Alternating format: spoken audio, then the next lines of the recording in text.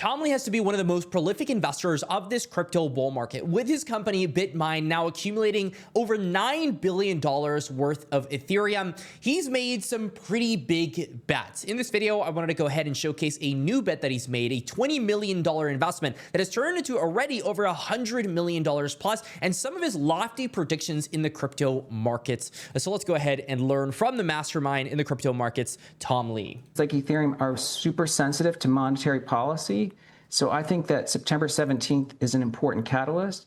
Crypto typically does really well in the fourth quarter. So I think Bitcoin can easily get to 200,000 before year end. I know it's a big move. It's almost a double, but that's also going to be a double from here. Let's just hold on. Let's just take a quick pause. A double from here. So everybody's listening to this. We're at $111,000, and you think by Christmas time, effectively, we could be at 200,000?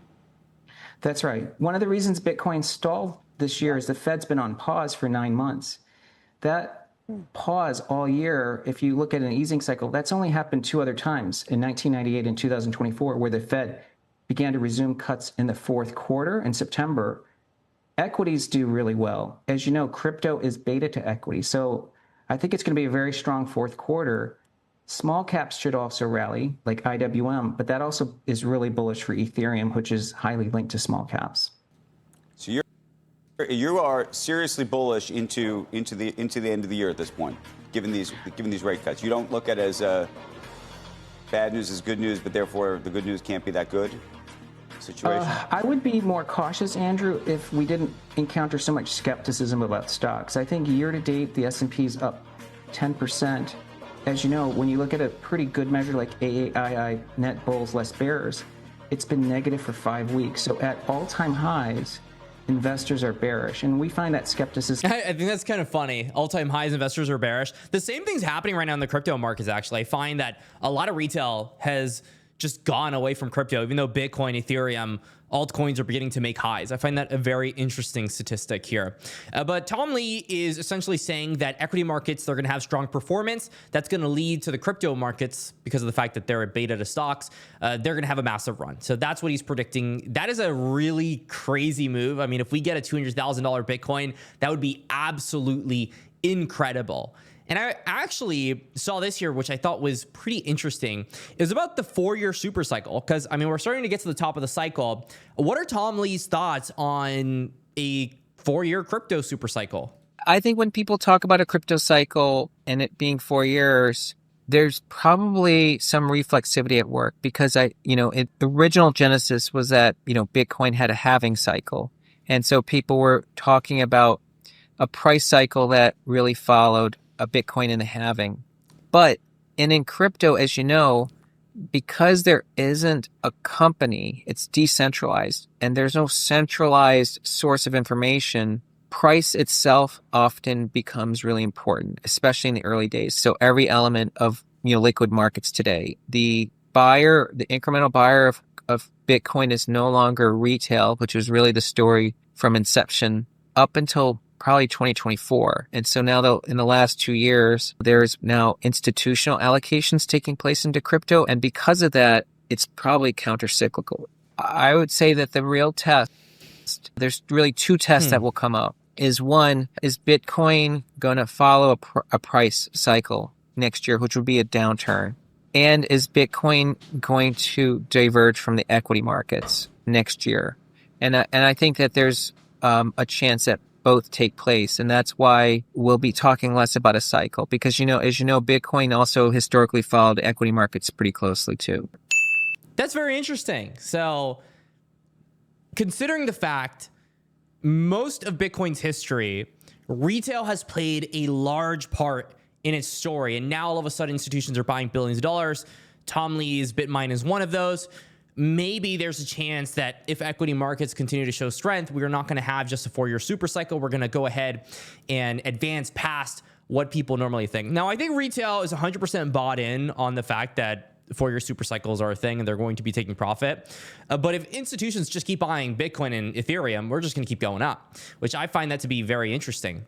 Other things that have been interesting is, BitMine itself has been having a pretty solid rebound, and I'll show the stock in a little bit, but BitMine has been doing really well, and a stock called Robinhood has also been doing very well. And then someone has decided to go ahead and sell that stock to buy more BitMine. And that person or that entity is Ark Invest, which on September 10th, this is 3 days ago, they offloaded $5 million worth of Robinhood stock in profit to take a move to invest into Tom Lee's BitMine. I've always found this to be interesting. There are a lot of people that over exaggerate the risk that these treasury companies have. A lot of the time, treasury companies outperform the markets. I learned from a content creator called 𝐑𝐞𝐫𝐫𝐚𝐥𝐬. He's a person that invests into Bitcoin. He's very big into Bitcoin. That a lot of the time, these treasury companies, the fact is they give a yield. They're fighting for your bags. A lot of the time, they end up outperforming the markets. Of course, inverse is true. If Bitcoin's going down, they're likely having a more adverse effect. But as long as the bull market is happening, you're more than likely going to be okay with getting into one of these digital asset treasury companies. This has been something that as an investor, I've begun to learn more and more. And so when I see Ark Invest getting in, they have a track record of being big into the crypto industry. They have some crazy predictions. I know Kathy has talked about an over $1 million Bitcoin by 2030. So clearly they are aligned in the mission. And they said here, she pointed to Ark's BitMine purchase as a signal that institutions see Ethereum as the default blockchain for stablecoins and tokenized assets. They're a representative of Ethereum. That's what BitMine is at this point. And if we look at the app capital, Ethereum is dominating. It isn't even close. Solana is nowhere near where Ethereum is right now. It is just staggering just how much app capital is currently happening right now on Ethereum. It's absolutely insane. So pretty much all of crypto is currently there. And on a report published by BitMine themselves, this is on the 8th, they said, and this is going to be very interesting here. Well, one, they have over 2 million Ethereum right now. That's a lot of Ethereum. But check this out. On their August message, the convergence of both Wall Street moving onto the blockchain and AI, agentic AI, creating a token economy is creating a super cycle for Ethereum. So he's predicting a super cycle for Ethereum. And the power law benefits large holders of Ethereum. Hence, they pursue the alchemy of 5% of Ethereum's supply. I found that very interesting. And at BitMine, they're going ahead and leading the crypto treasury peers by both the velocity of raising capital. They've raised a lot of money very quickly. And something else that was interesting, I didn't even highlight here. I'm going to put it in purple now. BitMine announced on the 8th that they were making a $20 million strategic investment into 𝐸_𝐞𝐫𝐫𝐚𝐥𝐬 holdings, which is making, and this is part of their stocks, is $270 million pipe. They announced that they're adopting a Worldcoin, yes, you're hearing it right, a Worldcoin token digital asset treasury fund. Very, very, very interesting. And all I've seen on Tom Lee's feed over the past couple days is him just talking about this fund. I mean, he's just been talking so much about this 𝐸_𝐞𝐫𝐫𝐚 thing. And so if you check it over here, check out how much money he's up. Check out how much he's up on this bag. They're up, well, at the highs, they were up 2,500%.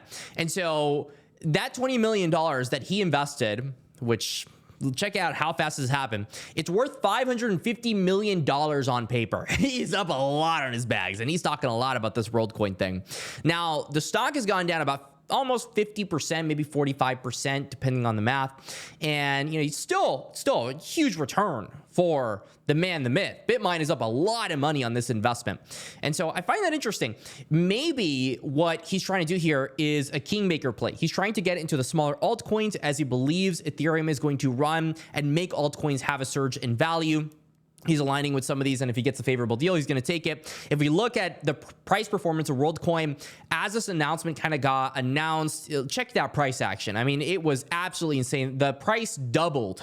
The price of this coin doubled as Tom Lee announces it. And that's why you got to make sure you're subscribed so you're getting all the announcements on when Tom Lee's doing something. Because the second that he does something, the crypto markets just buy his bags. They love buying his bags. So we'll see what happens. You know, Octo's raising $250 million for a Worldcoin treasury.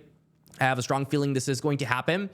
There was a lot of criticism in regards to this stuff. Tom Lee doesn't care, though, and I think that's the right way to go ahead and do things. If you're going to do something, stick to it. BitMine stock actually had a pretty solid rebound. I mean, today it's up 15%, which is a very strong rebound. I think it's correlated to Ethereum, and Ethereum is up not much today, but over the past 7 days, it's up about 8%, of course. BitMine is going to move a little bit more than that. I could see easily a $5,000 plus Ethereum. Tom Lee's been doing like $16 Ethereum predictions. Those are some pretty insane predictions. But he's been backing it up with his money. He's been buying up tons of Ethereum. Just so you know how much ETH is being bought up here, it's a staggering amount of Ethereum. So SharpLink Gaming has 3.44 billion. They're about at their target, which is 1 million Ethereum. And now BitMine is only 34% of the way, and they have $9.56 billion. $9.5 billion worth of Ethereum. That is crazy. Crazy the amount of Ethereum that BitMine has. The third place has $2 billion, the Ethereum machine, but wow. Wow, that's crazy. The Ethereum Foundation, for context, only has $1 billion compared to BitMine's almost $10 billion worth of Ethereum. That is insane. And so they just continue to accumulate Ethereum at record pace. This is going to lead to a massive move, and I think it's going to make things make a heck of a lot more sense, as he's just going to pump this thing to the moon. I don't even know what to say. If he just keeps buying up the supply of Ethereum, we're going to be running. Other things that were interesting was Korea. The South Korean exchange Upbit just launched 𝐑𝐞𝐫𝐫𝐚𝐥𝐬, a new chain for dApps, DeFi, and gaming. Upbit actually has a lot of the volume on American cryptocurrencies. I don't know if you knew this, but if we look at some of the cryptocurrencies out there that South Korea is big into, HBAR is one of them, XRP is another one of them, XLM, some of these legacy cryptocurrencies that now we see as kind of like the made in USA crypto narrative, there's a pretty solid amount of South Korean capital that flows into these cryptocurrencies. Upbit makes up a lot of the volume in the crypto space. And if this ends up being a positive thing, then it's only going to be a good thing for Ethereum. And, more TVL, the more dominance, it's going to be absolutely massive for ETH.